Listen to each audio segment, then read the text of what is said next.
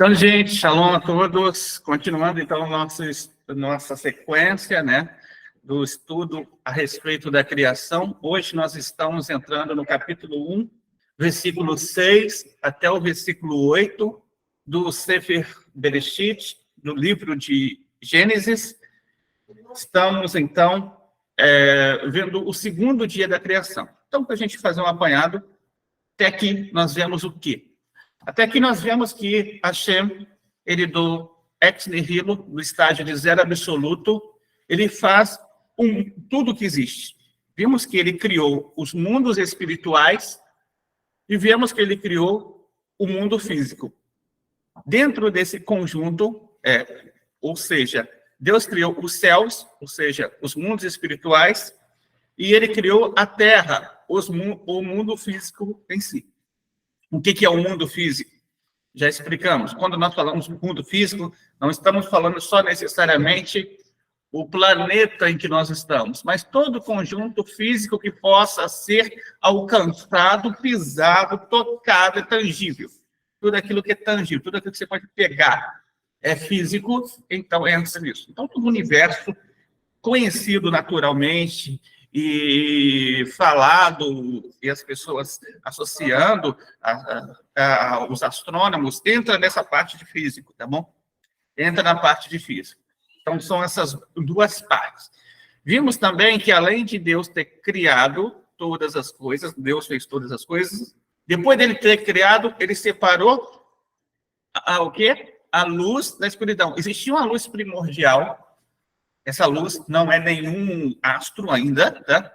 Não é nenhum sol, não é nenhuma estrela, não é nenhuma lua, nada disso. Essa luz primordial existente é a luz do Ein Sof, é a luz infinita de Deus.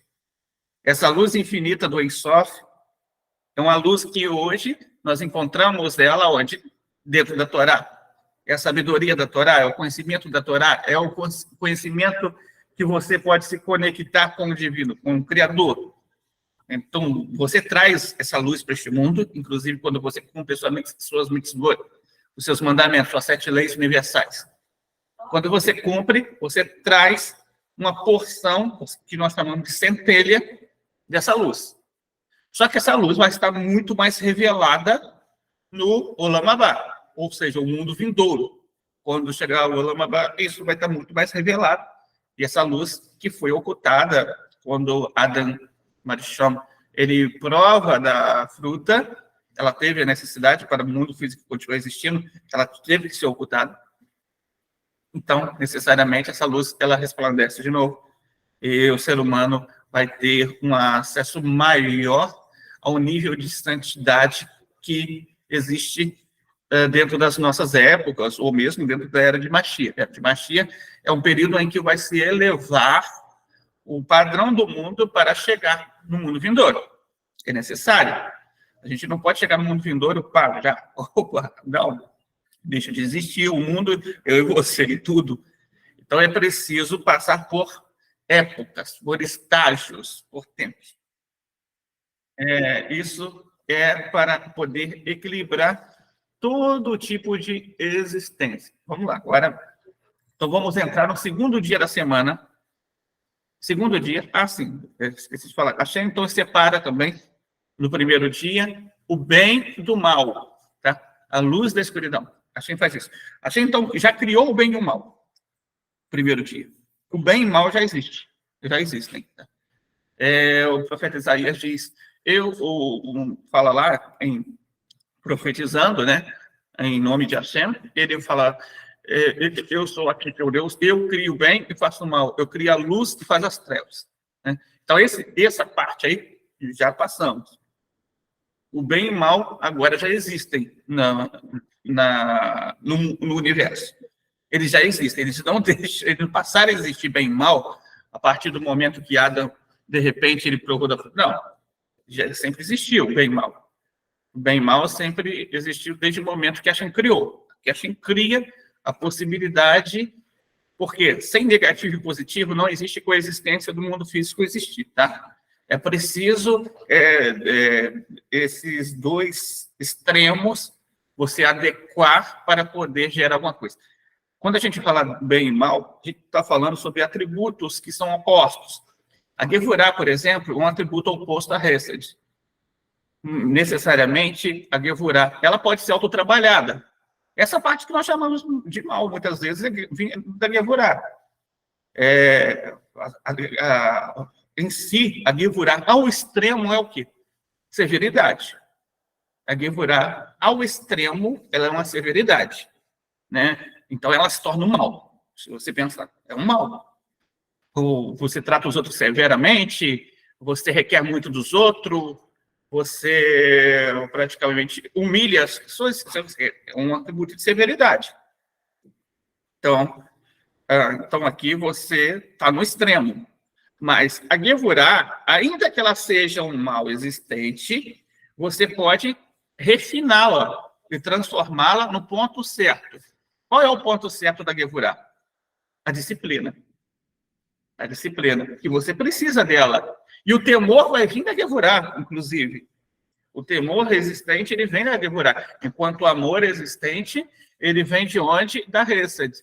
Agora, a bondade, ainda que seja bom, a Hesed é bom, né? Mas Hesed ao extremo, bom demais, se torna uma fraqueza. E as pessoas podem fazer você ficar de sapato.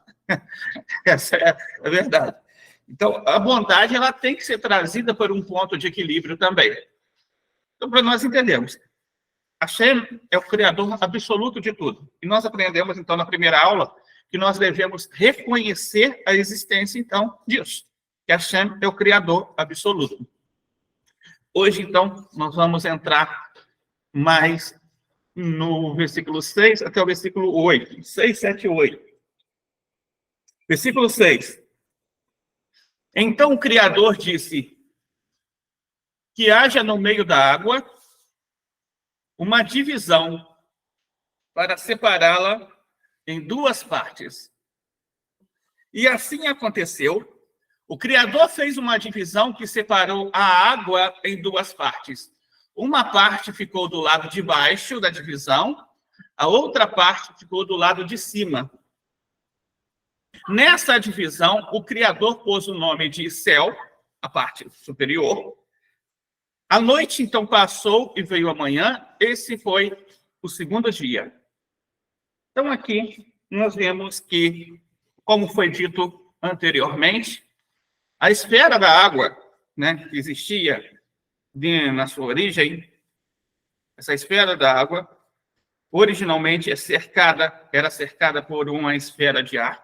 A gente não está aqui com o mundo conforme nós estamos vendo hoje. Ele está sendo organizado. Todos os elementos foram criados desde o primeiro dia.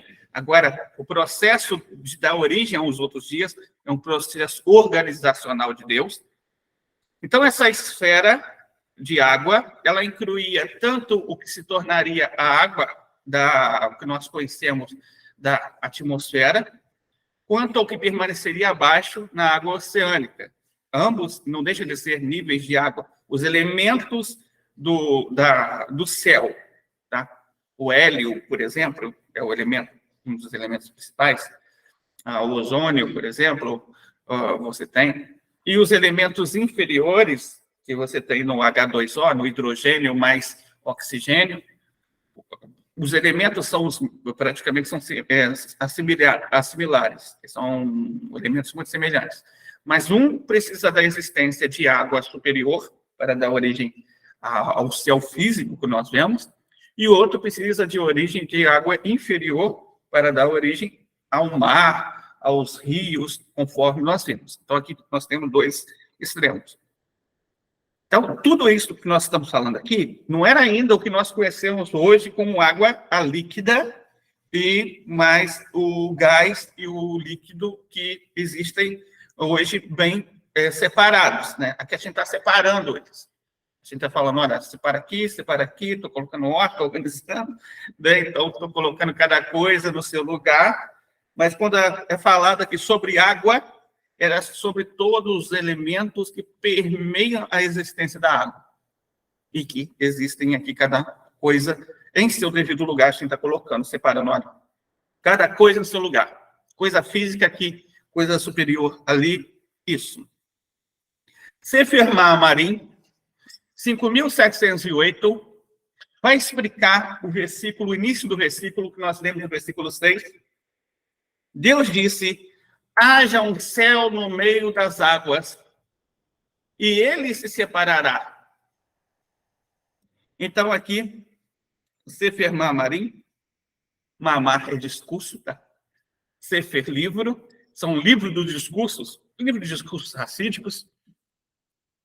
Ele vai dizer o seguinte: aqui Deus, ele levantou. E aqui Deus suspendeu a parte da umidade gasosa da água acima da esfera do ar, resultando em 5 esferas concêntricas em vez de 4. Então, é separado aqui a nível de elementos para propiciar a existência da vida. Primeiramente, é isso que o Maamarim vai falar. Olha, aqui você tem uma maneira de você trazer o equilíbrio químico existente. O Rebbe de Lubavitch, no Kehot Chumash, ele vai dizer que, mais uma vez, então, nós vemos o que aqui? Ele vai dizer, olha, aqui Deus está distinguindo entre 2 aspectos. O Rebbe vai fazer muito isso, tá? Ele vai pegar a criação e vai comparar com o ser humano. Essa ideia é uma ideia que muitas pessoas falam hoje. Na época do Rebbe não era muito difundida ainda, tá? Ainda não se falava tanto. Mas a partir do ano de 2002, 2003, começou a se falar muito de macrocosmo e microcosmo. O macrocosmo, no sentido de ser o universo, e os seres humanos, no sentido de serem o microcosmo. Os mesmos elementos que você tem superiores, você tem os mesmos elementos dentro de si, por exemplo, na sua formação. Então, você vê os elementos que todo o universo fez, aliás, todo o universo foi feito, você tem isso dentro de você também. Isso no sentido, nós somos um pequeno universo. Esse é o sentido. Nós somos um pequeno... Essa ideia não é contra a Torá. Até porque o ser humano é criado da matéria do universo. Se você olhar, a gente vai lá, pega a terra, né? Pega a água, né? Então, pega ar, né? Ou então ele pega a matéria existente do universo e o ser humano é criado. Então, essa ideia de que o ser humano é um microcosmo, pela Torá, realmente até tem sentido. Não é contra a Torá. Então, o que o Rebbe vai falando aqui é o seguinte: Deus, aqui, ele está distinguindo entre 2 aspectos.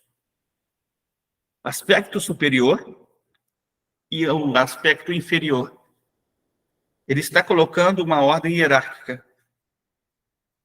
Está implícito, diz o Rebbe, que essa hierarquia estava no fato de que os conceitos físicos superior e inferior refletiam suas partes espirituais. Em outra palavra, quanto mais elevada uma pessoa estiver na sua hierarquia física, maior será a sua consciência de Deus. Olha só o que o Rebbe diz. Então, aqui você tem 2 níveis de separação. Você tem aquela pessoa que é apegada à mesma materialidade. Essa fica fluida. Essa tem um nível de fluidez. É o nível, por exemplo, da água que você pega, né? Você derrama a água, ela derramada na direção. Não tem um nível de consciência muito grande, tá? Não, ela é derramada. Aí vem alguém e enxuga, porque derramou água. O rio, ele segue o seu curso, né? Então, tudo aqui você tem curso, tudo aqui você tem ser derramado, ou então você tem uma direção de ir segundo a corrente. Você vai segundo a corrente, essa é a água. A água tá inferior. Agora você tem um nível de água superior. Esse nível de água superior é um nível que está acima. Aqui nós estamos falando de gases. Nós estamos falando de hélio. Nós estamos falando de ozônio. Só que esse nível superior, se você olhar, estão em cima. Aquilo que está em cima está se elevando. É a consciência. Isso significa o seguinte: uma pessoa Por mais sábio que ela for, por mais inteligente, por maior o estudo que ela tiver, se ela chegar à consciência de que Deus não existe, essa sabedoria dela não serviu para nada. Absolutamente, a sabedoria é uma sabedoria inexistente. Não existe. Numa elevação, essa sabedoria não serviu para elevação. Ela não se elevou em nada. Não tem nenhum propósito na vida. Ela nem cumpriu o propósito da missão dela. Agora, quanto mais sábio uma pessoa for, e quanto esse conhecimento for aprimorado de verdade, veja que aqui, estou usando que sabedoria e conhecimento não é problema para ninguém. Nem problema para a pessoa, mas o que você faz com ele.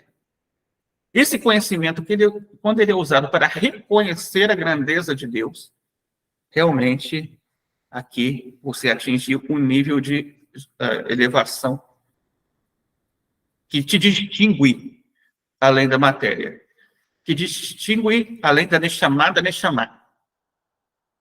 Que a gente sabe que o mundo, e tem, o Arisa vai falar lá na introdução, na verdade, do portal da unidade, o portal das reencarnações, né, do Charles Gigoli, ele vai falar lá na introdução mesmo, ele vai falar, olha, você tem a sua alma, ela vai ter 5 níveis, tá? Vão ter 5 níveis da alma. Só que cada um desses 5 níveis, eles vão ter 5 níveis dentro dela. Então você tem a Neshama. Mas a Neshama, ela vai começar em Neshama de Neshama. Depois ela vai ser Neshama de Irua. Então vai se elevando. Entendeu? Ela vai se elevando. E depois os outros níveis vão surgindo posteriormente, em tempo de elevação. Aquela que tem Neshama de Neshama é o mesmo nível de um animal. O animal tem alma, tá? E esse é o nível dele, Neshama de Neshama. O ser humano, ele consegue se elevar dentro dessa Neshama, dessa primeira fonte. Quando ele chega a Rua, né, a segunda etapa de Rua de Neshama, ou Rua de Rua, quando ele chega nesse segundo nível da alma, ele já está num nível muito grande de total anulação, na verdade. Uma anulação muito grande. Absoluta, essa anulação. Então é muito difícil chegar nessa segunda etapa. A gente vai chegar aqui pode chegar em Neshama de Rida? Pode, sem problema, Neshama de Rida pode. Estou falando todo ser humano, tá? Eu não estou falando nem judeu, nem não judeu. Não, estou falando todo ser humano. Aqui estamos falando de ser humano. Então, é isso. Existe a diferença do conhecimento te elevar. Para que você usa aquilo?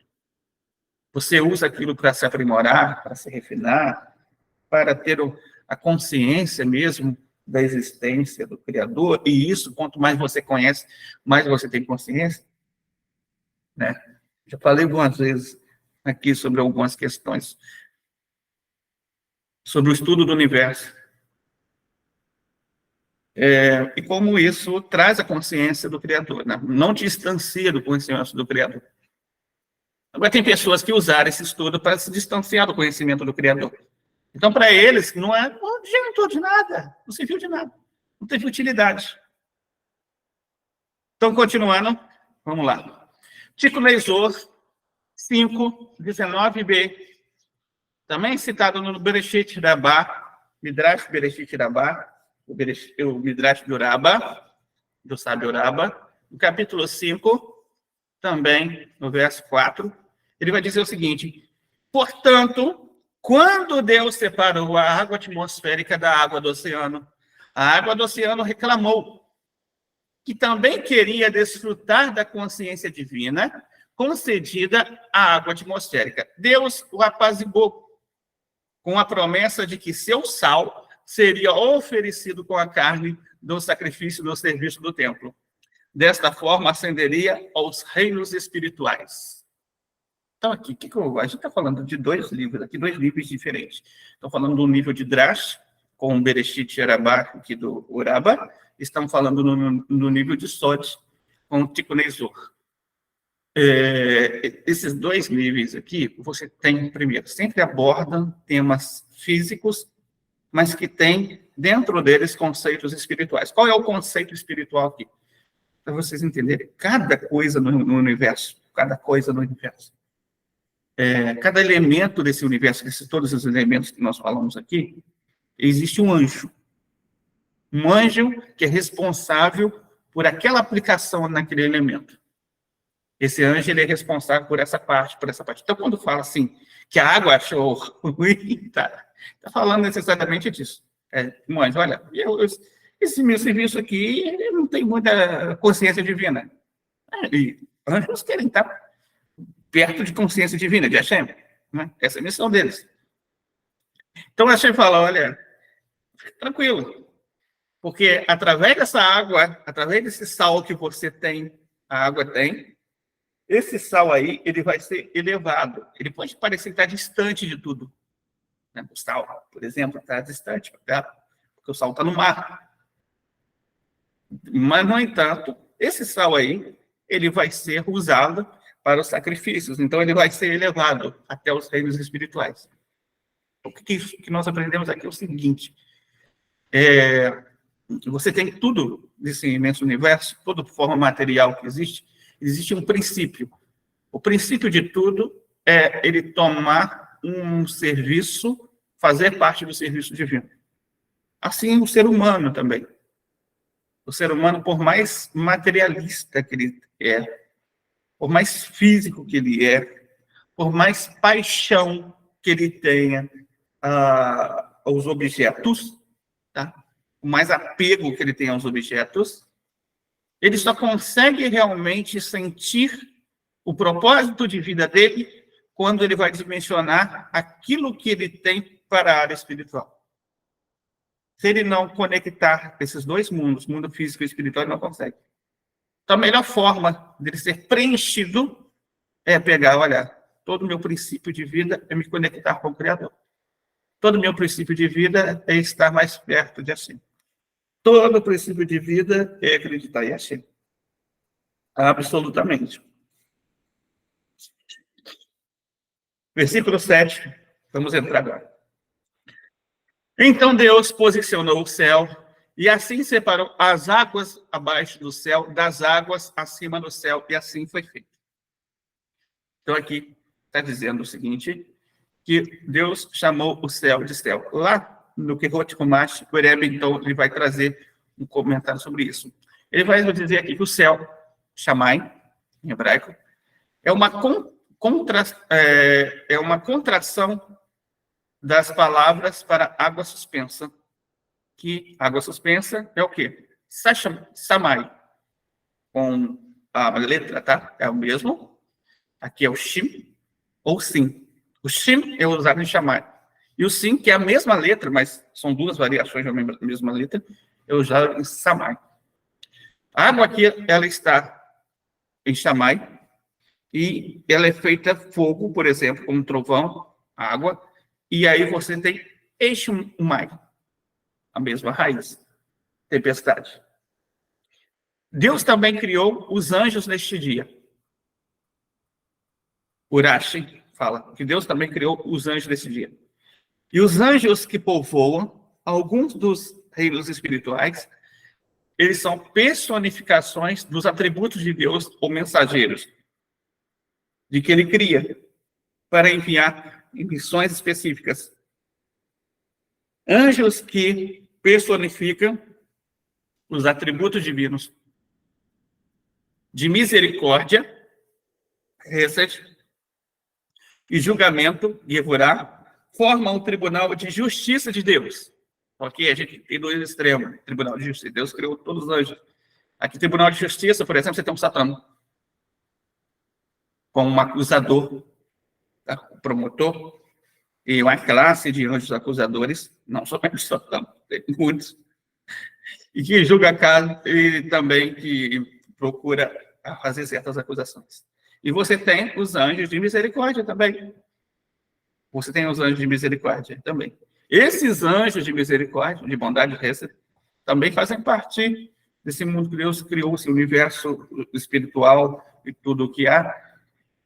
Então, você tem duas partes. positivo e negativo, bem e mal, existindo, coexistindo, sem nada de revolta contra um, contra o outro, ou fazer rebelião contra os céus, ou tentar roubar o trono de Deus, como inventaram. Nem nada disso. É absolutamente toda a criação, incluindo os anjos, são totalmente submissos à vontade divina.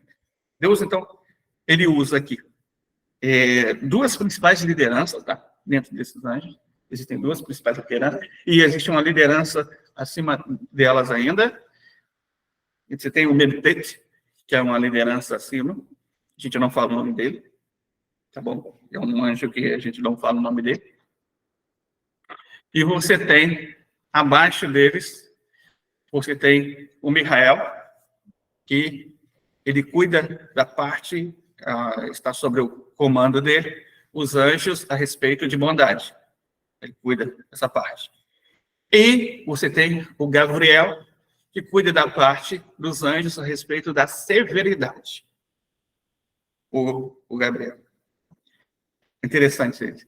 Eu vou falar uma coisa para vocês agora. A gente faz o Sechalom. Nós fazemos o Sechalom. O Sechalom Biromav. Né? A gente vai falar, olha, Hashem que faz a paz nos céus, Hashem faz a paz nos céus. Ou seja, Hashem é o ponto de equilíbrio dos anjos, porque você tem dois extremos aqui. Se Hashem não fosse o equilíbrio de tudo, né? É uma guerra tremenda aqui. Você tem justiça e injustiça, bondade, severidade, você tem tudo aqui. Então, essa música, Você Shalom, significa exatamente isso. Hashem, ele traz o equilíbrio total de tudo. Esse é o conceito de paz. O equilíbrio total, absolutamente, de tudo. Esse é o conceito de paz. Paz é equilíbrio. Tá?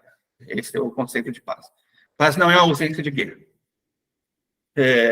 Pode ser também, porque é um equilíbrio, a ausência de guerra. No entanto, o ponto-chave é o equilíbrio. Que Hashem nos equilibre. É isso que você Shalom pede. Que Hashem nos equilibre. Que Hashem equilibre o nosso mundo, que Hashem equilibre os mundos superiores. Que Hashem dá equilíbrio total. Hashem, absolutamente, é aquele que faz todas as coisas. Então, é isso que nós cantamos no Sechalom. Então, aqui, essa parte, como que ela funciona? De que maneira ela funciona? Você tem os anjos. E cada anjo tem uma responsabilidade, tem uma missão sobre um elemento. Correto? Hashem, ele cria, ele faz todas as coisas. Hashem ordena todas as coisas. Nada acontece sem Hashem.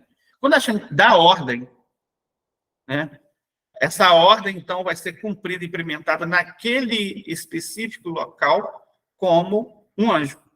Aquela ordem vai se especificar dentro do papel do anjo. Então, Deus, por exemplo, ele vai dar um decreto de Deus nos livre, né? Ele vai dar um decreto de um carro encapotado. Você vai ter um anjo próprio para isso, e vai ocasionar isso. Você tem, por exemplo, um decreto, de repente, você tem um decreto de acontecer uma coisa muito boa, uma cura, você tem um anjo que vai fazer isso chegar. O Criador é o responsável por tudo. Então, a gente não se refere a anjos, nem agradecemos a anjos, nem reconhecemos a anjos, nem adoramos a anjos. Deus nos livre, nem fazemos intermediação em nome de anjos. Deus nos livre, tá? Porque o Criador, absolutamente, é o que ordena todas essas coisas acontecerem. Anjo é apenas um instrumento. É como o machado na mão do lenhador. É apenas um machado, o anjo. Mas a força vem de onde? Do lenhador, que corta a árvore. Então, é assim que funciona. Então, é importante que as pessoas estejam reconhecendo aqui somente Deus. É isso que o Moshe, ele fala aqui. Moshe está no deserto e ele está trazendo essa mensagem da Torá para o povo judeu, como tudo começou. Imagina, o judeu, a revelação da Torá, como tudo começou. Ele está explicando, aqui você tem todos os elementos, você tem tudo isso acontecendo, mas entenda, nós não devemos nem agradecer a anjos, nem ao, por exemplo, agradecer ao sol, à lua, porque são apenas instrumentos na mão do lenhador. O lenhador é Hashem. É o Hashem que faz todas as coisas. A força é dele. Então é somente ele que nós devemos reconhecer. Por que a gente está falando isso? O povo de Israel estava no Egito. Lá no Egito você tinha vários tipos de culto. de mais diferentes a criaturas. Então, aqui é uma mensagem que o Shirabim está trazendo. Bereshit Rabba, capítulo 4, 6. Urashi também comenta, lá em Bereshit, no capítulo de número 2, ele vai comentar também, que também neste dia, Deus criou o Gehinnom, um reino espiritual no qual a alma pode ser limpa da impureza espiritual, que acumula através das suas ações cometidas durante suas vidas físicas. Então, esse é o conceito, tá? Bereshit Rabba está falando aqui. O Rabba está trazendo aqui, olha, nesse dia aqui, você tem a origem do Gehinnom. Dentro dessa origem do Gehinnom aqui, na origem do Gehinnom, você vai ter um propósito. Qual é o propósito do Gehinnom? Não é a pessoa sofrer para sempre, eternamente. Não é a pessoa ficar lá por toda eternidade. Não. É essa alma se limpar, voltar ao seu estágio original ao qual ela estava, para poder dar entrada no jardim das almas. Porque não pode entrar num local de luz inacessível, uma luz tão grande de Hashem, tão grande. Se a alma ela tiver uma manchinha de impurificação, ela seria cortada para sempre. A luz, por si só, cortaria. Então, é necessário passar por estágios. Nós chamamos o Gehinnom, por isso, de lava-jato de Hashem. Esse é o papel do Gehinnom. Esse é o lava-jato de Hashem. É por isso que, muitas vezes, o Gehinnom, em algumas traduções, eles vão traduzir ele como lugar de purgar. E vai ser traduzido, muitas vezes, até como purgatório. Entendeu? É por isso. Por quê? Porque é um local de limpeza. É um local de você limpar, retirar as manchas. Tratado Brahot 56b, então, ele vai explicar mais um pouquinho sobre o Gehinnom. E vai dizer sobre localização do Gehinnom. Ele vai dizer mais sobre localização do Gehinnom. Onde está o Gehinnom? Ele vai dizer mais, vai dizer ainda sobre o que se tem no Gehinnom. Ele vai dizer isso. Olha, e aí, lá no Tratado Brahot, né, uma Sefer do Brahot, vai estar escrito o seguinte: uma vez que o Gehinnom é um reino espiritual, é apenas alegoricamente que nós falamos da alma descendo. Então, essa ideia de alma descer é uma coisa alegórica, isso não é um fato físico, tá? Para o Gehinnom, ou ascendendo dele na vida após a morte, ou tanto descer quanto subir. Não coloca a direção. É isso que está falando. No entanto, uma vez que as verdades espirituais sempre têm por relatos físicos, o submundo físico subterrâneo reflete algumas características, né, do Gehinnom. Por exemplo, tem características que você tem na Terra, abaixo da nossa Terra aqui, abaixo da nossa camada, de calor. Então, por isso que é associada essa ideia de calor no Gehinnom. Então, não quer dizer que lá tem fogo ou frio. Não. Isso são formas para descrever os elementos emocionais pela qual a alma passa na sua limpeza. Por exemplo, o fato de que o Gehinnom, os pecados incrustados nas cascas da alma, devem ser queimados. O que significa ser queimado? Explica, então, Tratado Brahot. Significa queimado, calor, fogo, significa que aquela alma, ela passa por constrangimento. Aquele constrangimento da alma ali vai fazer com que ele se limpe. Aquele constrangimento.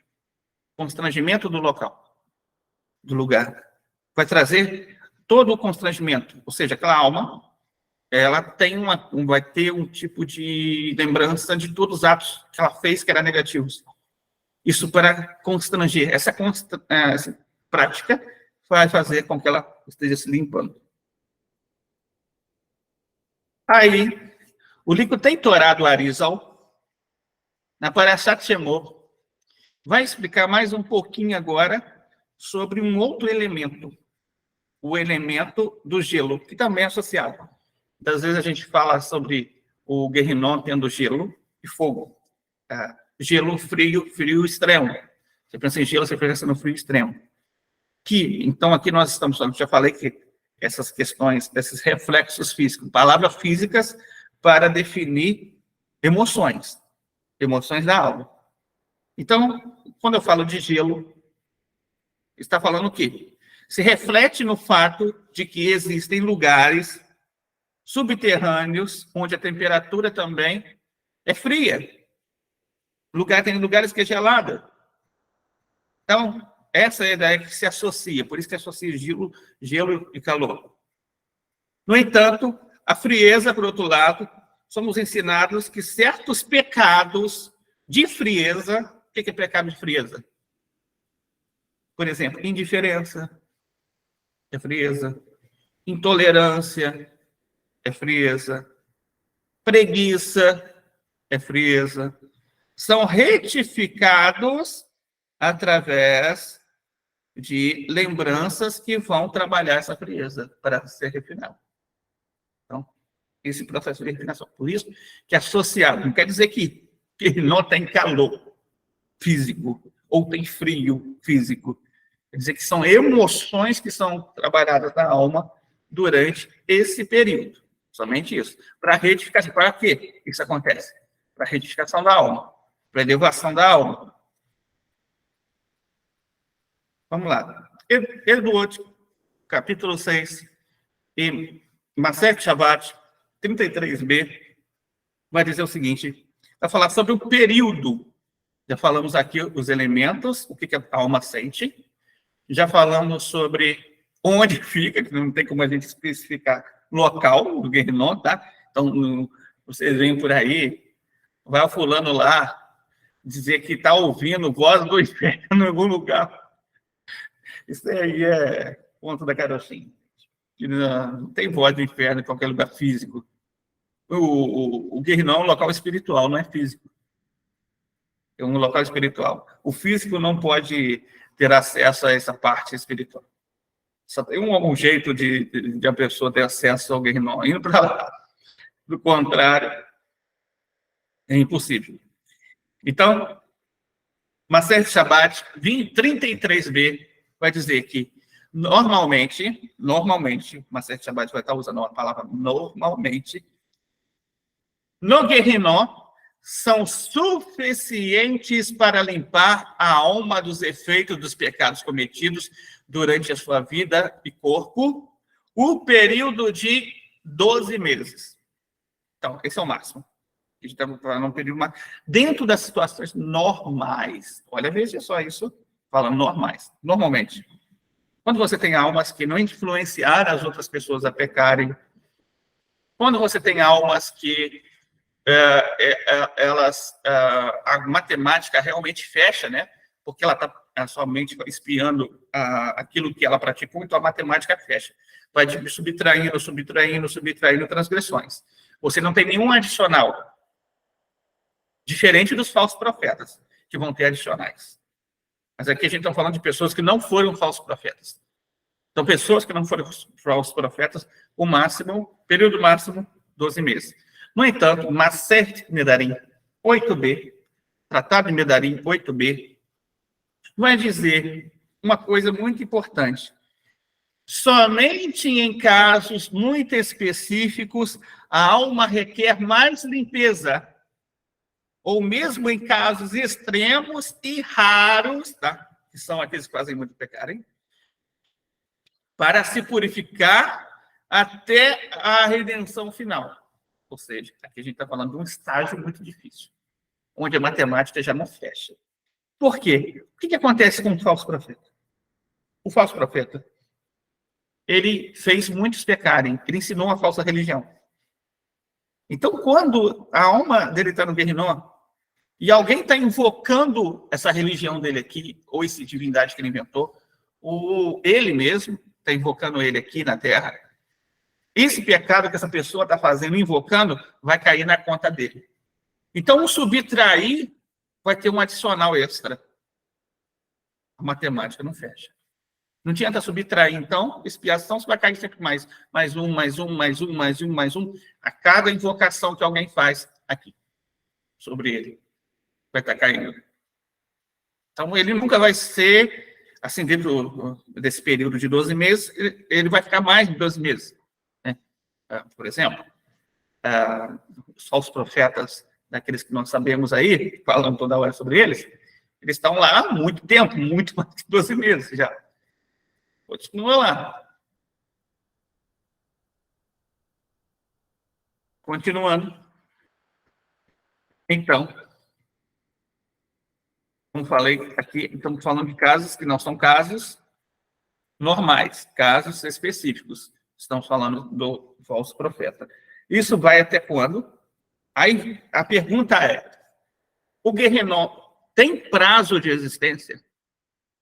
Tem um período que não vai existir mais Guerrinó? Maser Nedarim 8b vai dizer: para ser purificada até a redenção final.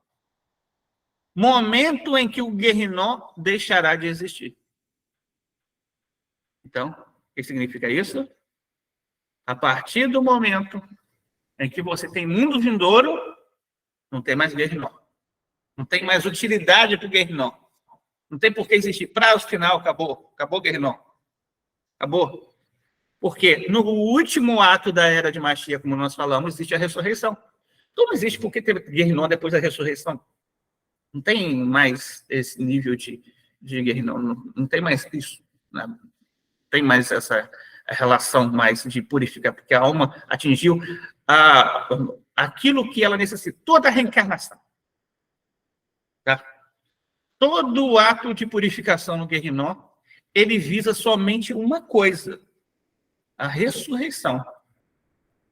Essa é a diferença que vai ter entre o kardecismo e entre o judaísmo. No kardecismo, reencarnações vão ciclos intermináveis. No judaísmo, não. Reencarnação é apenas para você cumprir sua missão. Acabou de cumprir a missão, não tem mais porquê. E tem limite para isso. Tem um total de reencarnações. Se a pessoa passou pela quarta e não cumpriu, pronto, tchau. Já teve chances, né? Já teve chance. Tem mais de 4 chances, nem será se SPC dá tanta chance, assim, para saudar a dívida. Então, para a gente entender, é assim que funciona. Legal. Estou falando aqui, eu falei de muita coisa. Eu falei de Guerrinó, que é severidade, né? De um jeito, é uma severidade. Eu falei também de atos de elevação, que é bondade. Eu falei sobre anjos, que representa esses extremos, né? E que todos são criados e regidos por Deus. Deus é o criador absoluto deles. Deus é aquele que ordena todas as coisas, nada existe sem Deus. Então, tudo existe aqui, bem e mal, severidade e bondade, Gevurah e Hesed, todos esses extremos aqui existem, com um poder central, que é Hashem, esse poder central, que faz que tudo isso ocorra. Daqui, então, nós vamos aprender o seguinte ponto. Vou falar para vocês. A lição prática que a gente vai tirar aqui, segundo ponto, é que você aprendeu ontem que você deve reconhecer a existência de Deus. Só que esse reconhecimento da existência de Deus, ele não está completo até que você reconheça que também Deus é uno e único. E ele faz todas as coisas. Ou seja, não adianta a pessoa reconhecer que existe um Deus. Ela tem que reconhecer como Deus se revela na Torá. Pela Torá, devemos reconhecer a pura unidade e indivisibilidade de Deus. E que ele, e somente ele, governa diretamente sobre toda a sua criação, seja espiritual ou física. Isso também é conhecido como aceitar o jugo dos céus. Então, o que é aceitar o jugo dos céus? Receber o reinado de Deus sobre a sua vida. Então, daqui nós aprendemos, primeiro, todo ser humano é ordenado a reconhecer que Deus é um e único. Então, nós somos ordenados a acreditar, segundo o Sefer Hinur 25, nós somos ordenados a acreditar que Deus, que Ele seja bendito, é o motor de toda a existência, é o mestre de tudo, é um, sem qualquer combinação. E essa ordem não apenas é uma declaração, mas o entendimento do Shema é: aceite de mim esta coisa, saiba e creia nela, que Hashem é nosso Deus, é um só. O sábio de bendita memória dissera constantemente no Midrash, com a condição de unificar seu nome, a fim de aceitar o jugo do reino do céu sobre si mesmo, ou seja, o reconhecimento da unidade e da fé. A raiz dessa ordem é bem conhecida, pois é o alicerce da fé de todas as pessoas no mundo, e é o pilar sólido no qual toda pessoa inteligente se apega. Veja isso, importante. Ó. Aqui a gente vê que a raiz dessa ordem é bem conhecida, pois é o alicerce da fé de todas as pessoas. Vamos lá? De todas as pessoas do mundo, e é o pilar sólido no qual todas as pessoas inteligentes se apegam. Aqui nós estamos falando de todos os seres humanos. Todo ser humano deve reconhecer que Hashem é uno e único. Todo ser humano deve reconhecer. Como ele faz esse reconhecimento? Nós vamos ver daqui a pouquinho. Vamos lá. Dr. Moshe Weiner, no Código Divino, Proibição de Idolatria, ele vai dizer que os descendentes de Noé, nós, devem assumir, né, o encargo do jugo dos céus para cumprir todas as instruções do Altíssimo, bendito seja o seu nome. Então, o encargo de reconhecer a unidade de Hashem também foi ordenada a nós. Ótimo. Agora, vamos ver, olha só o que o Rashi diz. Está escrito que ele será declarado, ou seja, Hashem, o único Deus, como está dito, pois então transformarei os povos em uma linguagem pura para que todos invoquem o nome de Hashem, Sofonias, capítulo 3, versículo 9, e é também dito, naquele dia Hashem será um, e seu nome será um, Zacarias 14, versículo 9. Então, daqui nós aprendemos, o Horácio está falando de um período em que a humanidade inteira vai reconhecer a unidade de Hashem. Já começou. Já começou. Nós estamos reconhecendo. Durante muito tempo, as nações não reconheciam. Durante muito tempo, as pessoas não faziam isso. Então, essa profecia já está se cumprindo. Começou a se cumprir. Vai ser mais crescente, vai crescer mais, até atingir uma proporção mundial. Vamos lá, então. Ver como que esse reconhecimento é feito. Então, está escrito no livro, o Rebbe vai trazer uma fonte aqui, do Hidá, um sábio, e o Rebbe aqui ele vai dizer, essa fonte está registrada no livro do Rebbe chamado Para Aperfeiçoar o Mundo, em parte 4, capítulo 1, página 152, e ele vai trazer a explicação do Hidá. Por que um Benoa deve fazer o chamado? E quando um Benoa faz o chamado? Está escrito, o Hidá explica, eu disse ao gentil, ou seja, ao não-judeu, que se aproximou de mim para me contar sua crença. Ele respondeu que acredita no Deus de Israel. Eu examinei isso e me pareceu que era assim. Eu disse a ele, se for assim, diga o versículo, Shema Israel, ouça Israel, Hashem Elokeinu, Hashem Echad, pela manhã e à noite.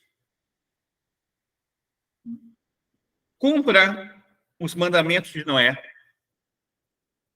e tenha cuidado de não adorar nenhum parceiro de Deus, de qualquer forma,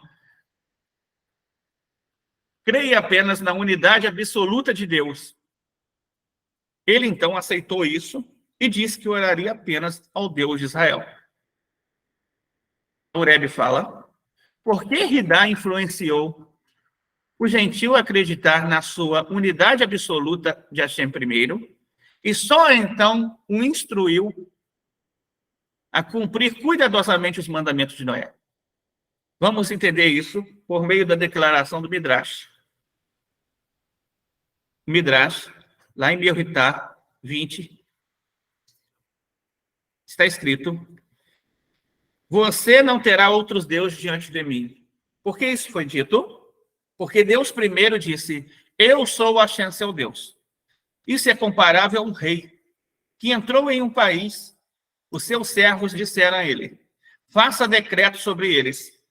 Ele respondeu a eles, somente quando eles aceitarem minha soberania sobre eles mesmos, poderei fazer decreto sobre eles. Pois, se eles não aceitarem minha soberania, eles também não aceitarão meus decretos. O mesmo ocorre em relação à obrigação dos judeus influenciar os não-judeus. Deve-se primeiro ensinar aos gentios, aos não-judeus, a aceitarem a soberania divina e só então encorajá-los a seguir em detalhes o código de Noé. Então, o primeiro passo é reconhecer a unidade de Deus e reconhecer que Deus é absoluto, que tudo que existe, seja bem e mal, justiça e injustiça, rico, pobre, feliz e infeliz, todos os conceitos que existem são regidos por Deus. Tudo, tudo, tudo. O que isso me ensina? Isso me ensina o seguinte, que em toda e qualquer situação, você deve se voltar especialmente para Deus, para o Criador. Toda e qualquer situação, você deve falar com aquele que rege todas as coisas, pois aquele que rege todas as coisas, ele pode mudar as coisas. Se você está vivendo um período difícil, que não é muito bom, que não é muito positivo, que é negativo, é um período de severidade que foi feito por Deus. Mas Deus, aquilo que ele faz, ele pode mudar. Deus pode fazer uma coisa diferente da outra. Pode. Se você se conectar diretamente com ele, crendo que ele é o único, e dizendo a ele, Hashem, por favor, eu preciso que isso seja resolvido na minha vida. E você se aplicar no seu auto-refinamento, porque toda coisa que vem sobre nós é porque, de repente, a gente, não sei, um pequeno traço de detalhe ali, que a gente fez, acabou trazendo. Então, o que a gente faz? Se aperfeiçoa, cumpre mais os mitzvot, cumpre mais os mandamentos, se dedica mais, recita mais salmos, faz techuvá, fala com Hashem, pede perdão a Hashem, retifica aquele erro, faz atos de bondade, espalha mais bondade, porque você espalhando mais bondade, você vai trazer mais bondade para esse mundo. Você age com bondade, Hesed desce para esse mundo, o decreto de Hesed, tá? A bondade. Então, você pode fazer com que isso esteja recaindo sobre a sua vida também. E isso pode ser mudado. Então, esse é o aprimoramento. Mas essa conexão, ela não pode ser feita a nenhum outro ser, a nenhuma outra pessoa, a nenhum outro intermediário, a nenhum outro mediador. Somente ao Criador. Ele pode mudar isso. Somente o Criador.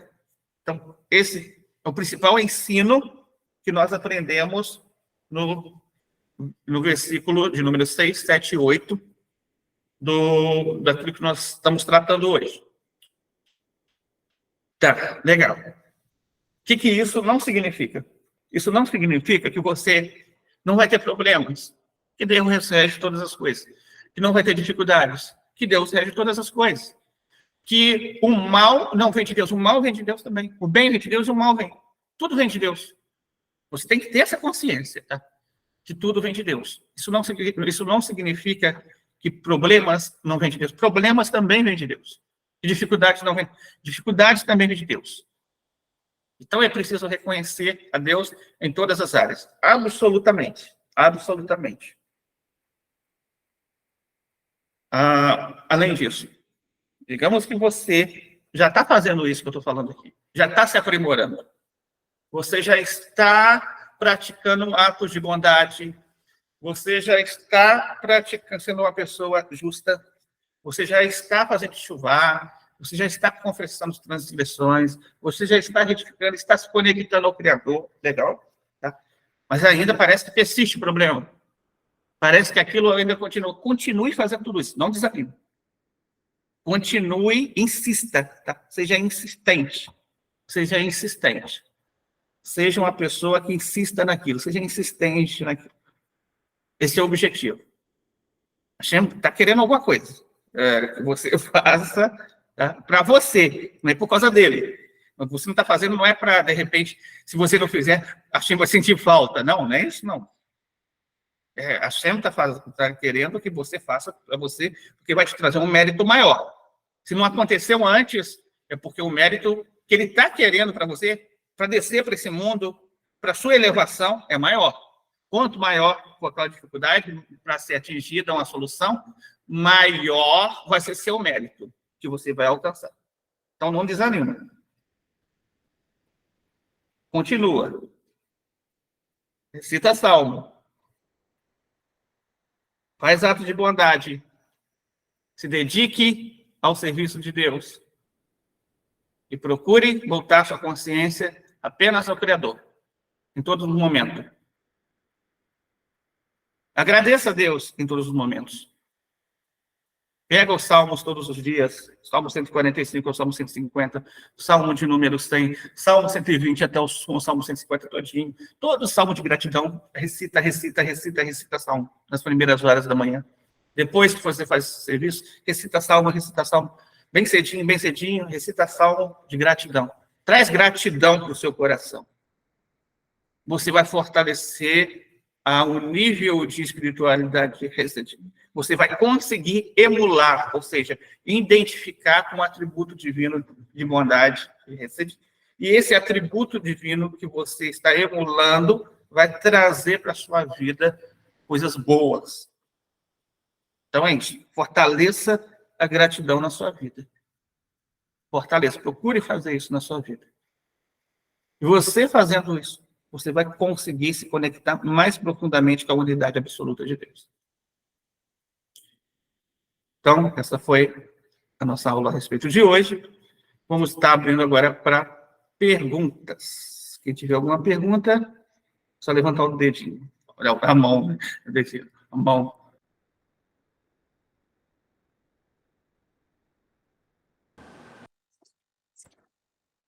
Patrícia, pode falar.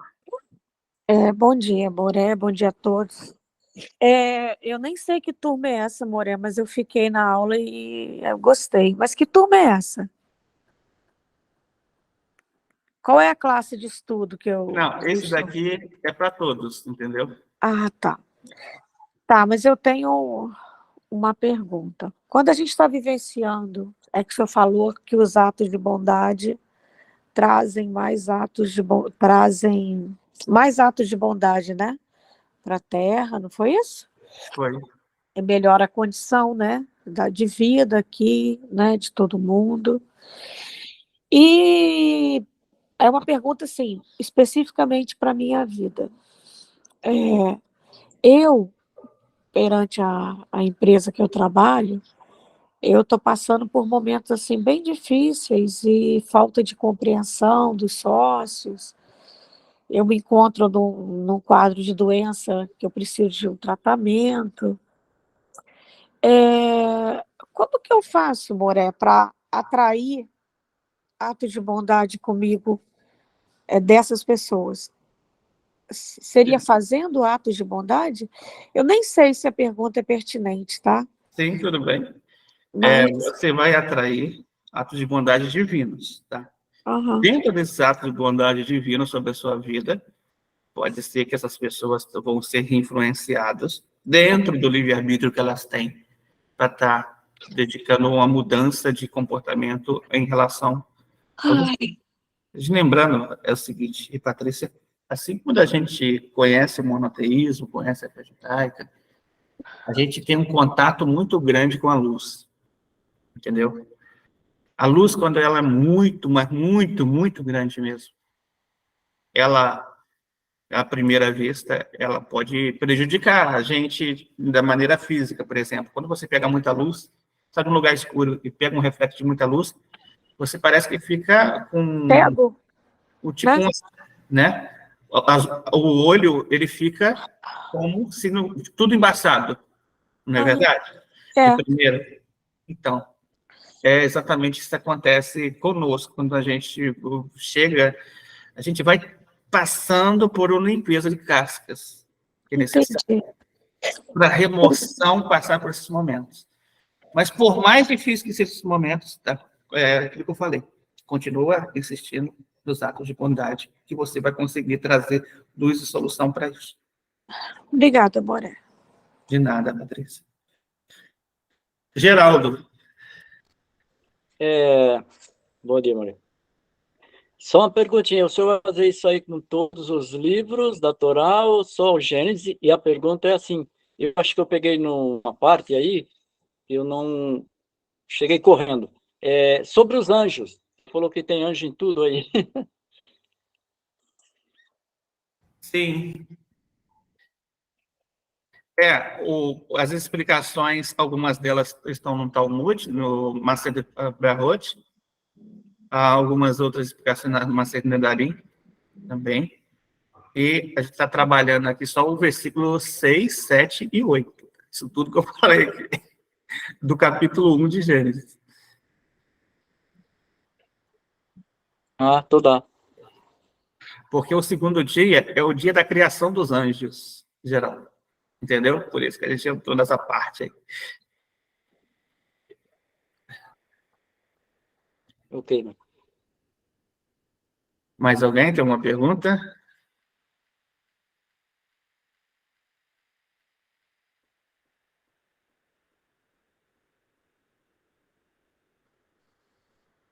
Oi, Geraldo, pode falar. Mais uma vez eu atrapalhando. É assim, eu vi a dona Patrícia falando aí, a situação dela, né? E eu acho que eu não devia nem falar, talvez eu atrapalhe o senhor aí. Mas assim, eu vi uma explicação, não lembro se é cabalista, que ele diz assim, no caso, não é? Que tem aquela tal da lei da atração, e, por exemplo, lá no serviço dela, se tem uma pessoa que prejudica ela, que tem um. Quem prejudica tem atitudes negativas, tem uma energia negativa, isso é lógico. Então, a pessoa, por exemplo, tem alguém que prejudica ela lá de alguma forma, ela ficar pensando nas boas coisas que essa pessoa faz. Isso vai fazer com que a pessoa sinta simpatia por ela. Eu vi isso aí, está correto? Sim, sim. Olhar para o lado positivo.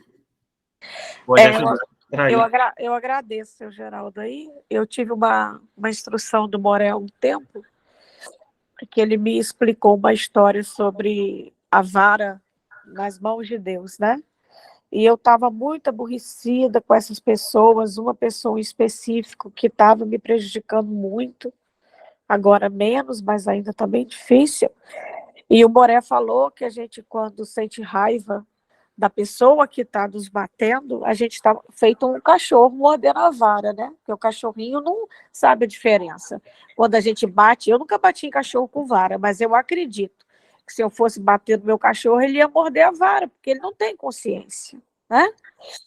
E aí, nossa, esse aconselhamento mudou minha vida, porque eu passei a rezar por eles todos os dias, principalmente por esse específico, né? E estou pedindo cura espiritual para eles nas orações, entendeu? E tentando realmente, agora focar nas ações boas, isso eu não estava fazendo ainda não, porque confesso que ainda está um pouco difícil para mim, mas tem muita história disso aí, porque a empresa é junto com a família do meu ex-marido, com o meu ex-marido, houve uma ruptura, né? Então, estou meio perdida nessa história, mas seguindo com fé em Hashem. E obrigada ao senhor aí e ao Moré também. Baruch Hashem. Manda Hashem, Patrícia. Terezinha, pode falar.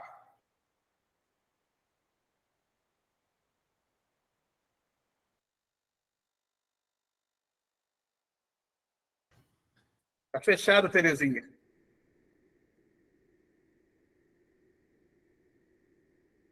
Eu estou caminhando que eu vou buscar minha neta, mas eu preciso falar.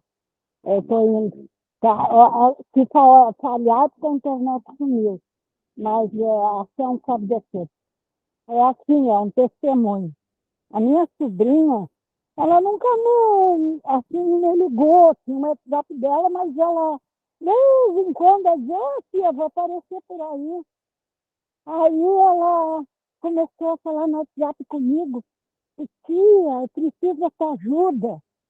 O meu marido teve um acidente e, através do acidente que ele fechou o carro, foi para o hospital e descobriram que ele estava com câncer na cabeça. Aí fizeram a cirurgia, tudo. Tá, isso é uma parte, mas é o seguinte, a minha sobrinha, né, aí ele não está ganhando dinheiro, está encostado. Ela trabalha numa geriatria, desculpa, e a dona é a mãe e a filha.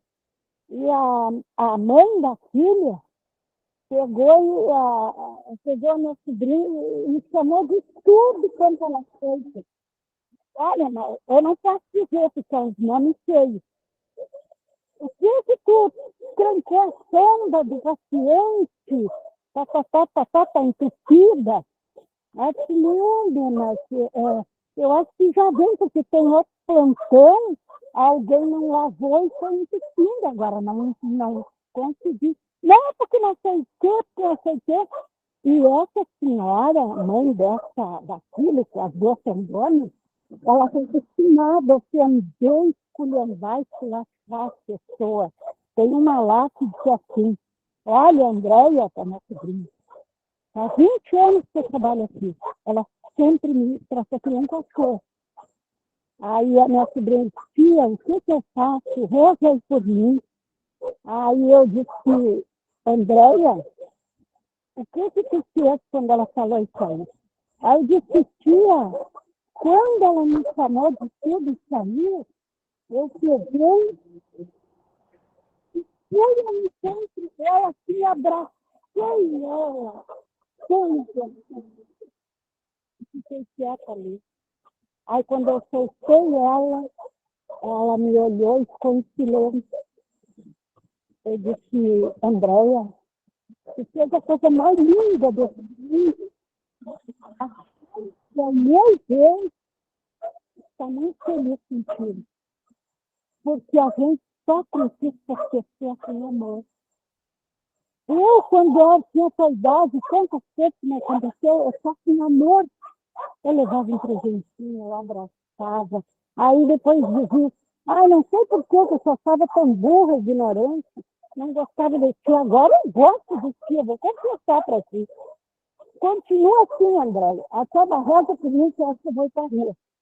Ela vai me botar para a rua, eu não posso ir para a rua, porque eu ganhei bem lá.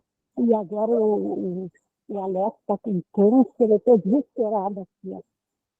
Não sei se ela vai me botar para a rua, e eu peço para ir. As minhas colegas que estão também na justiça, não vai. Não vai ainda. Espera a resposta de Deus. Me dá o nome dela, a idade dela, porque aí não pode botar pessoas no salmo, né? Então a gente mesmo rezar para os idólatras. Comecei, mas se não tem noção, gente. O salmo dessa senhora é lindíssimo. Eu me apaixonei. Ela tem 74. Aí eu comecei a usar o salmo dela. E aí a minha sobrinha disse para mim, tia, você levar uma compra lá, porque eu estava passando dificuldade, assistente. A tia, olha, a mulher passou bem, minha filha veio para mim e pediu desculpa pela mãe dela. Para ver, gente, o amor. Eu nem sei que eu tivesse uma pessoa que raiva. Não é bom a gente olhar para os olhos dela. Mas depois, leva uma flor. Irmão, o amor, ele se quer para Deus. Eu sempre falei para Deus, se olhar para Deus, Deus vai te dizer, dê amor. Pessoal com raiva, dê amor. Então, se eu pensando que se tiver com raiva lá no fundo e levar uma coisinha, flor, água, mas Deus, ele fez nós em amor. E é isso que eu queria dizer. E muito obrigada. Eu estou chegando na escolinha para pegar meu neto.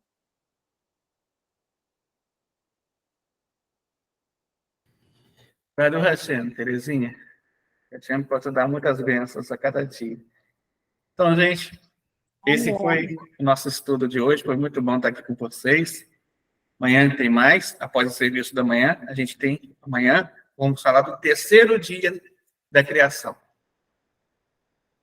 Então, que a gente possa dar muitas bênçãos a todos. Hoje, 5 horas da tarde, nós temos o serviço da tarde. 7 horas da noite, temos a disciplina Introdução à Torá Oral. 8 horas da noite, temos a disciplina Avodá. 9 horas da noite, temos a disciplina Dinim. Amém. Shalom. Ô, Moré, um momentinho. Essas disciplinas são cursos ou é para todo mundo? Essa disciplina é cada um na que está matriculado. Tá bom, obrigada.